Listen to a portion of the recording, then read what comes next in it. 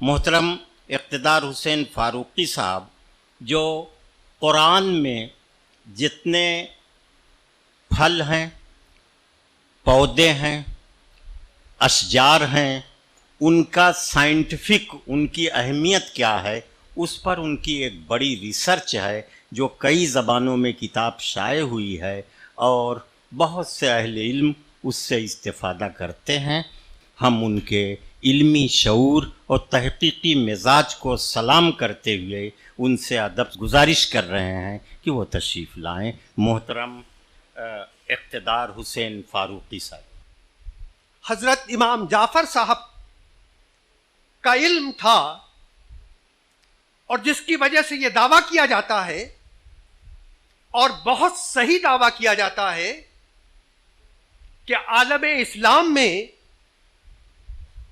علم کی روشنی پھیل گئی اور جابر بن حیان پوری دنیا کے لیے فادر آف کیمسٹری کہلایا، جو ان کا اسٹوڈنٹ تھا۔ لیکن سوال سب سے بڑا یہ ہے کہ آخر اس زمانے میں جب ہماری پوری ملت دنیا کی قیادت کر رہی تھی اور اس کی بنیاد یقیناً سائنس تھی، اور اس سائنس کو شروع کرنے میں یقیناً حضرت امام جعفر صاحب کا بہت بڑا کنٹریبیوشن تھا، سوال یہ ہے کہ اس سارے علم کا آج وارث یورپ اور امریکہ کیوں ہے؟ ہم کیوں نہیں؟ The tradition of Spain. اور صرف یہی نہیں بلکہ آپ ساری اسلامی دنیا میں ترتبہ، غرناطہ، تلتیلا، اشبیلا، بغداد، دمشق، جہاں بھی آپ اس زمانے کا دور دیکھیں، جتنے بھی سائنٹسٹ تھے، چاہے وہ ابو علی سینا ہو، وہ زکریا رازی ہو، وہ جابر بن حیان ہو، یہ سب دینی علم رکھتے تھے۔ یہ دینی عالم تھے جنہوں نے سائنس میں اپنا مقام اس طرح بنایا تھا کہ آج جو ہمارا زوال ہے اور ہم اپنے زوال کے دوران اپنے عروج کا حال نہیں جانتے ہیں، یہ ان کا عروج تھا۔ سر سید نے یہ کہا تھا کہ 18ویں صدی میں مسلمانوں کا زوال اتنا شدید تھا کہ ان کو اپنے عروج کا حال نہیں معلوم تھا۔ آج جو باتیں حضرت امام جعفر کے متعلق بتائی گئی ہیں، بہت ادب کے ساتھ عرض کرنا چاہوں گا کہ کتنے مسلمان جانتے ہیں۔ میں صرف آپ کے سامنے انٹرنیٹ سے نکالا ہوا چند انگریزی میں لائنیں پڑھنا چاہوں گا جو حضرت امام جعفر کے متعلق انٹرنیٹ پہ موجود ہیں، جس میں انٹرنیٹ سے دلچسپی والے لوگ یقیناً پڑھ لیتے ہوں گے۔ Although Imam Ja'far is perhaps most famous as the founder of Islamic fiqh, known as Ja'fari jurisprudence, he had many other accomplishments. He was the teacher of many subsequent Muslim scholars, such as the founder of other Islamic schools of jurisprudence. He is revered by Naqshbandi Sufi chain. He was an astronomer. اب آپ ذرا دیکھیے کہ حضرت امام جعفر کے متعلق internet پہ یہ انفارمیشن دی جا رہی ہے۔ He was an astronomer, a great mathematician, anatomist, alchemist، کیونکہ کیمسٹ اس زمانے میں الکیمسٹ کہلاتا تھا، Islamic theologian, writer, philosopher, physician, physicist and a scientist par excellence. ذرا آپ سوچئے کہ ایک ایسی شخصیت جس کے متعلق غیر مسلم یہ الفاظ لکھ رہا ہے، یہ جملے لکھ رہا ہے، اس کے متعلق ہم لوگ علم نہیں رکھتے ہیں، یا کم سے کم یہ تو طے ہے کہ ہم اس کے وارث ہونے کا دعویٰ نہیں کر سکتے۔ ہمارے شاہد مندر صاحب آج کے سیتاپور میں سی ڈی او بھی ہیں، ایڈمنسٹریٹر شیعہ سینٹرل وقف بورڈ جو سرخیوں میں اب رہے گا اور رہتا بھی ہمیشہ ہے، اس کی ذمہ داری ہے، اور سیتاپور میں آپ کے پاس ڈی ایم کا چارج بھی ہے، بہت مصروف اس میں وہاں سے تشریف لائے ہیں، بہت بہت شکر گزار ہوں سب کا، قائم مہدی صاحب کا، سراج مہدی صاحب کا، اور سب سے زیادہ محدثین حاضرین جو آپ لوگوں نے بہت وقت نکال کے آپ یہاں پہ تشریف لائے۔ آج کا یہ سیمینار یوم اساتذہ کے موقع پر منعقد ہوا ہے، ٹیچرز ڈے سیلیبریشنز کے طور پر ہے یہ، اور یہاں پر جتنے اساتذہ، جتنے ٹیچرز یہاں پر آئے اور ان کو انعامات سے نوازا گیا، وہ سب قابل مبارکباد ہیں۔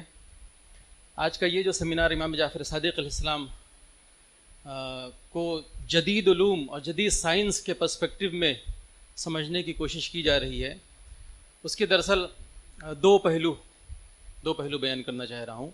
ایک تو یہ ہے کہ خود جدید علوم کے پرسپیکٹو میں امام جعفر صادق علیہ السلام کے کیا کارنامے ہیں، ان کی کیا شخصیت ہے، اور دوسرا خود علم نہیں بلکہ ایک براڈ پرسپیکٹو میں امام جعفر صادق علیہ السلام کی کیا شخصیت تھی۔ ابھی جیسا کہ فاروقی صاحب نے کچھ انٹرنیٹ سے مٹیریل آپ کے سامنے پڑھ کر سنایا، میں ایک ویب سائٹ ہے، بہت مشہور ویب سائٹ ہے، سب جانتے ہوں گے جو بھی انٹرنیٹ کے شائقین ہیں، ویکیپیڈیا، یہ آپ کے آن لائن انسائکلوپیڈیا ہے اور فری ہے، کوئی بھی ٹاپک اس میں مل جاتا ہے۔ تو اس سے کچھ پرنٹ آؤٹ لایا ہوں، 20 کاپیز میرے پاس ہیں، جو انٹرنیٹ تک جن کی رسائی نہیں ہے وہ اس کو حاصل کر سکتے ہیں ڈائس سے، اور جو انٹرنیٹ کے شائقین ہیں وہ خود دیکھ لیں گے اس کو۔ امام جعفر صادق، اگر آپ اس پہ سرچ ورڈ ڈالیں گے wikipedia.org تو وہ میٹیریل آپ کو مل جائے گا، اور اسی کا ایک لنک جابر بن حیان، ان کے جو شاگردوں کی فہرست ہے اس میں جابر بن حیان نام درج ہے، اس کے اوپر اگر آپ کلک کریں گے تو ان سے متعلق میٹیریل مل جائے گا۔ وہ دونوں میٹیریل میں لایا ہوں، جن کو ضرورت ہوگی وہ یہاں سے حاصل کر لیں گے۔ علم کے بارے میں کافی گفتگو ہوئی۔ دراصل علم دو قسم کا ہوتا ہے، ایک ہے علم اکتسابی یا علم تجربی، یعنی جو ہمارے تجربے کی بنیاد پر جو علم حاصل کرتے ہیں، جو ایکوائرڈ نالج ہے، ایک وہ علم ہوتا ہے، اور دوسرا علم ہوتا ہے علم اکتشافی یا علم لدنی یا علم وہبی یا علم الہامی، کچھ بھی نام دے لیجئے۔ یہ دراصل ڈیوائن نالج ہے۔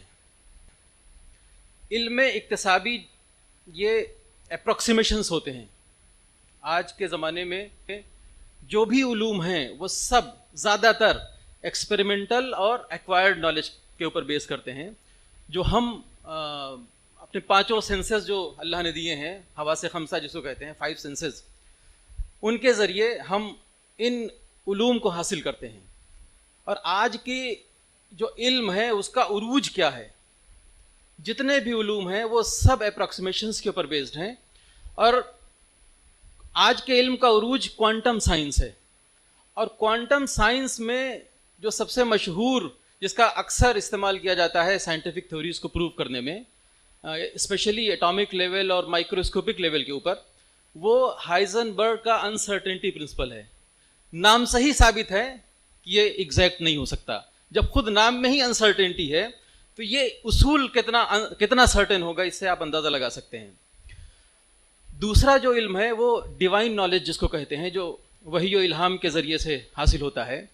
دراصل یہ ہدایت کا ایک شعبہ ہے، اور اس ہدایت کے شعبے میں سب سے جو اوپر فائز ہیں وہ پیغمبر اکرم جناب محمد مصطفیٰ صلی اللہ علیہ وسلم ہیں۔ ان کے فرائض منصبی میں کتاب اور حکمت کی تعلیم دینا تھا۔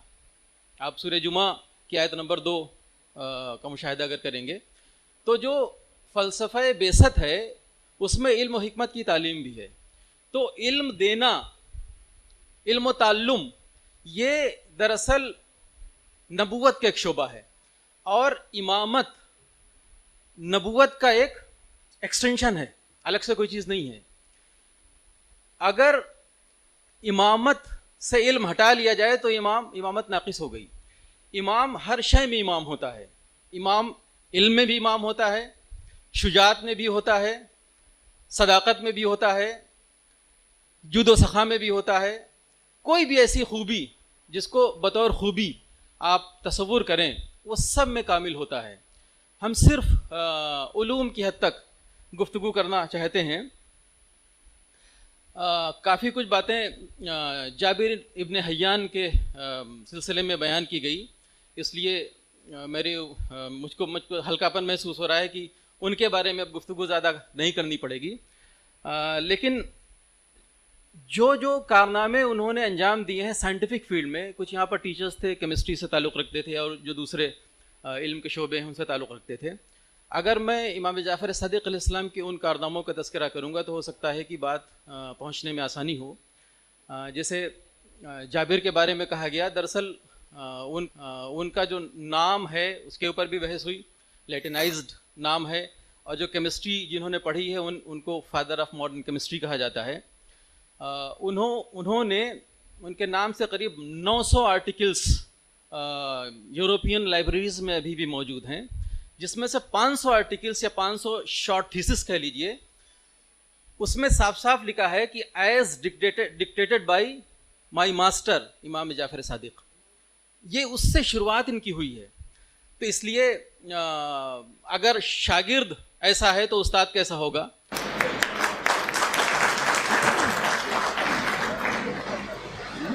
میں ایک جملہ کہنا چاہتا ہوں کہ جب نمک آندولن، ہمارے یہاں بہت سارے سر بیٹھے ہوئے ہیں لکھنے والے بیٹھے ہوئے، جب نمک آندولن ہندوستان میں مہاتما گاندھی نے اعلان کیا کہ نمک آندولن کریں گے تو انہوں نے کہا کہ صرف 72 لوگ لے کر کے ہم جائیں گے. تو تمام لوگوں نے پوچھا کہ اتنی بڑی انگریز فوج ہے، انگریز حکومت ہے، آپ صرف 72 لوگ لے کر کے جائیں گے؟ تو انہوں نے کہا ہاں، امام حسین صرف 72 لوگوں کو لے گئے تھے اور پورا کربلا اور یزید کے لشکر کو فتح کیا تھا. میں صرف 72 لوگوں کے لے جاؤں گا اور انگریزوں کو بھگا کے رہوں گا. یہ مہاتما گاندھی کی سوچ تھی. تو اسی خانوادے کے امام جعفر صادق علیہ السلام، جن کا ایجوکیشن میں سب سے پہلا مدرسہ انہوں نے قائم کیا. اور آج دیکھیے تمام انہیں بتائے ہوئے باتوں پہ آپ لوگوں نے بتایا کہ انٹرنیٹ سے ہر جگہ ان کی چیزیں ہیں. تو ہمیں یاد کرنے کی ضرورت ہے. اور وقار رضوی صاحب ان کے تمام ساتھیوں کو میں ایک بار پھر شکریہ ادا کرتا ہوں اور یہی کہتا ہوں کہ اس طرح کے فنکشن آپ لوگ کیا کریں اور ہم لوگ آ کر کے اس طریقے کی تقریریں سن کر کے اس سے فائدہ لیا کریں. خدا حافظ. شکریہ. جلسہ ختم نہیں بلکہ آئندہ برس تک کے لیے ملتوی کیا جا رہا ہے. آپ سب سے پھر آئندہ برس ملاقات ہوگی. بہت بہت شکریہ.